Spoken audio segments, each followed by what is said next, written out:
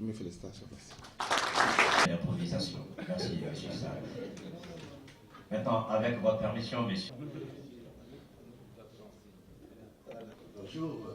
On ne saurait faire moins que Madame la dire, et je crois qu'il vaut mieux suivre les dames.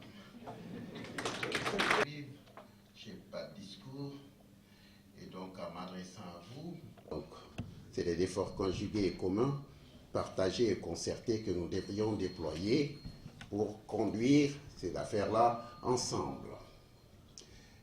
Ce qui est important là-dedans, et aujourd'hui au Mali, dans le contexte du Mali, c'est d'avoir des sociétés immobilières effectives et effectivement présentes sur le terrain de l'immobilier. C'est très important parce qu'il y a des duplications de ces sociétés qui sont dans la spéculation foncière sans être des sociétés immobilières. Et cela crée une réputation parfois mauvaise pour les vraies sociétés immobilières. Cela crée une réputation fâcheuse auprès des citoyennes et des citoyens du Mali, parfois dont les terres leur sont enlevées pour être données à ces autres sociétés qui spéculent mais qui ne construisent pas. Donc nous sommes à l'orée non seulement du démarrage de vraies activités immobilières, mais d'une politique aussi de lutte contre la spéculation foncière.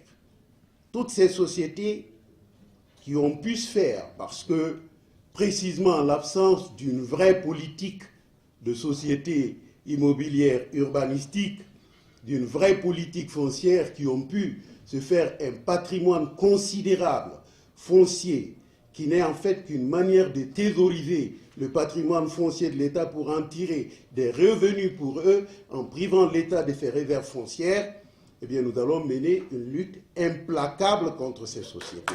Nous allons les dénoncer et nous allons revenir sur les conditions d'acquisition de ces titres fonciers.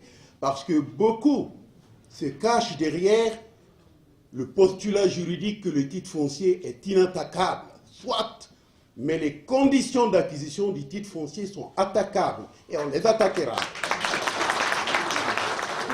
Nous lèverons le lièvre, nous allons attaquer et remettre en question ces conditions d'acquisition et les titres gardant leur régime de titres fonciers, nous allons reconstituer la réserve foncière de l'État malgré cette prédation qui se croyait invincible. Et c'est tout ce que j'avais à dire pour rassurer Monsieur le ministre de l'Urbanisme que nous aurons des terres, mais cette fois-ci de façon saine et pas dans des conditions déplorables et des conditions qui seraient infractionnelles à la loi. Merci.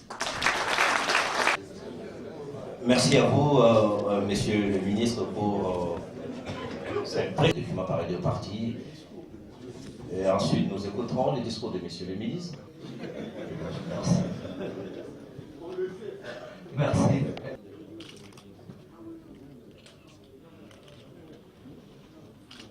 Il faut contre-jour. Ah, il y a un datum, voilà. Affermez. Voilà. Voilà.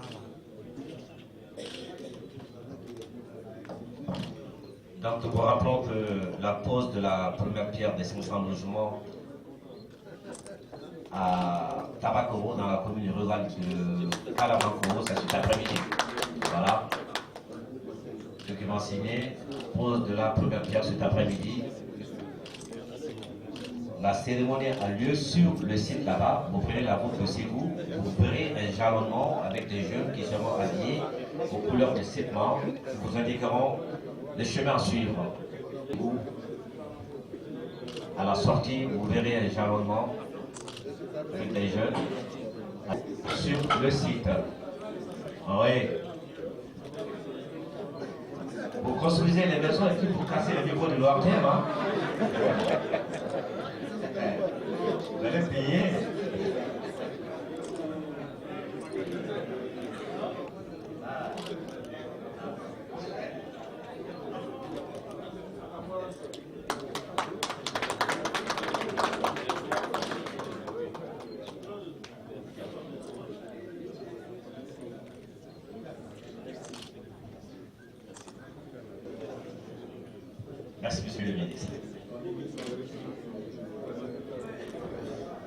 Alors, mesdames, messieurs, nous...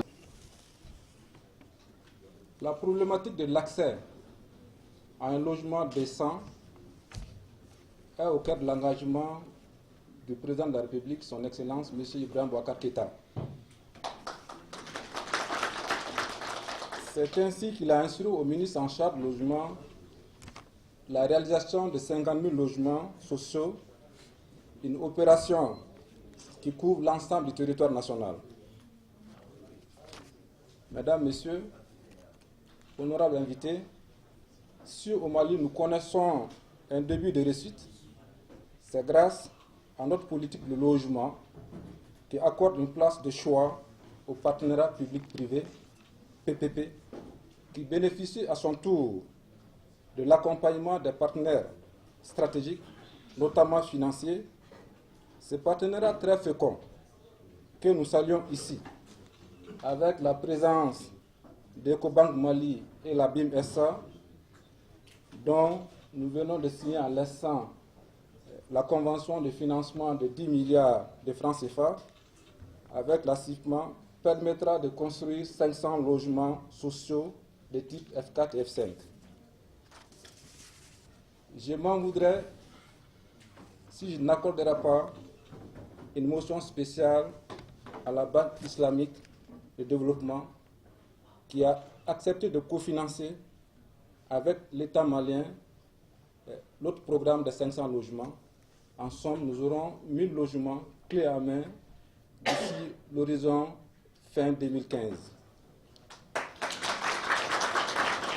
Il est bon de rappeler qu'en décembre 2013, Ecobank Mali et Shelter Afrique ont signé une première convention de 10 milliards de francs CFA pour la construction de 600 logements sociaux de Sirakoro à Tati Sanafra. Un programme dont l'exécution suit son cours à la grande satisfaction de tous sous le management de SISMA. Aujourd'hui, Ecobank Mali est encore au rendez-vous avec la BIM-SA dans un autre pool financier pour la construction des 500 logements sociaux à Tabakoro. Pour nous, autorités de tutelle, c'est le signe que la CIFMA reste une entreprise qui fait preuve de professionnalisme dans le secteur du logement social, de constance, de régularité dans le respect des clauses et contrats avec les partenaires. J'ai noté effectivement tout récemment, il y a 72 heures, que la CIFMA a intégré la notion de gestion de délai. C'est très fondamental dans la gestion de nos programmes futurs. Cependant, aujourd'hui, nous sommes confrontés à des difficultés. Mais nous avons fait la conviction aujourd'hui qu'en voyant que CIFMA arrive aujourd'hui à réussir déjà un pari de filialisation internationale, cela nous rassure davantage. Et c'est le lieu pour nous, au département de l'urbanisme et de l'habitat, de réaffirmer notre soutien, notre engagement à accompagner la société CIFMA et d'une manière générale, toutes les entreprises à même de conduire des programmes viables. Nous restons convaincus qu'en dépit de la situation que traverse notre pays, les initiatives de ce genre viendront conforter le programme du chef de l'État, son Excellence Ibrahim Boubacar Keïta, président de la République. Nous allons donc ensemble œuvrer à intensifier le rythme de la production des logements sociaux au Mali. Vive le partenariat public-privé, vive le Mali prospère. Je vous remercie. Ça qui attire également mon attention sur un fait qui me dit que quand on lit CIFMA, quand on fait l'anagramme dans CIFMA, famille, donc une famille, un toit. Merci. Nous rappelons que la pause de la première place est tout à l'heure, à 15h, sur le site en Tabakoro. Il y aura un jalonnement au niveau de la cité Atitebougou, des jeunes qui sont habillés aux couleurs. Ouais. Non, ils n'ont pas oublié la maison témoin qui t'a dit qu'ils vont. Les cocktails, hein. Et bon.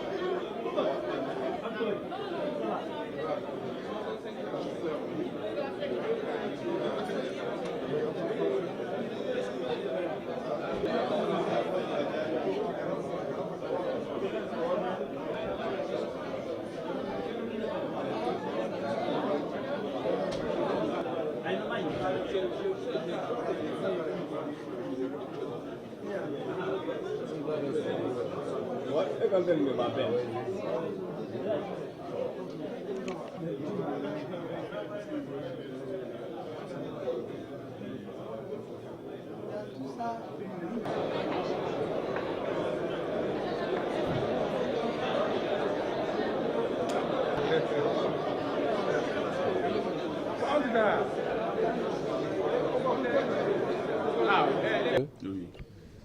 Monsieur le directeur général, bonjour. Bonjour. Rappelez-nous votre nom et prénom. Je m'appelle Mamadou Guedjouma Koulibaly, je suis le président directeur général de la CIFMA. Monsieur Koulibaly, vous venez de signer un contrat entre votre société et des partenaires. Ça rentre dans quel cadre précisément?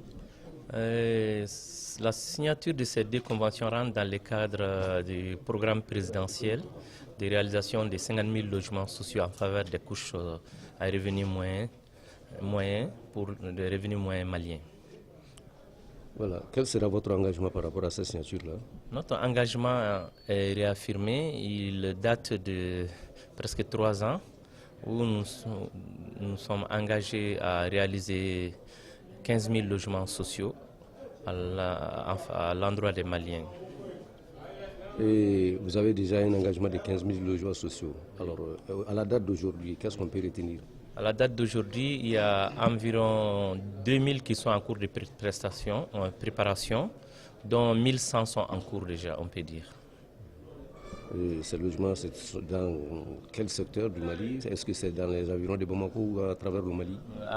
Dans les environs de Bamako. Ouais. Dans quel site? Dans les cercles de Kati principalement. Sur le site Rokiaville qu'on appelle Kati Sanafra et actuellement sur le site de Tabakro qui va commencer avec 500.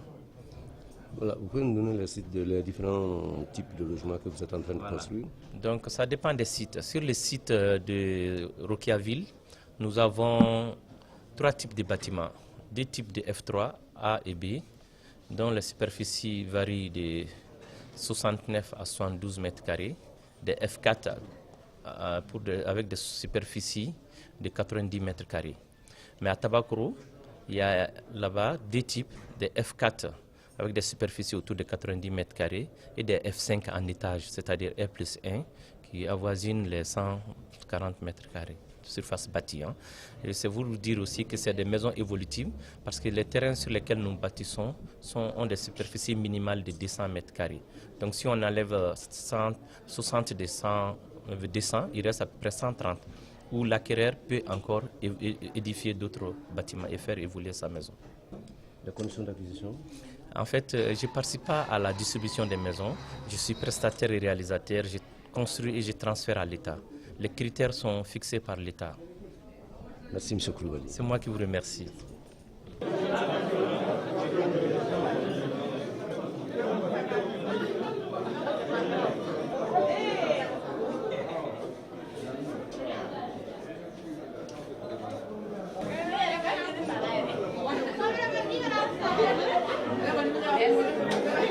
Saya ngomong sama lu.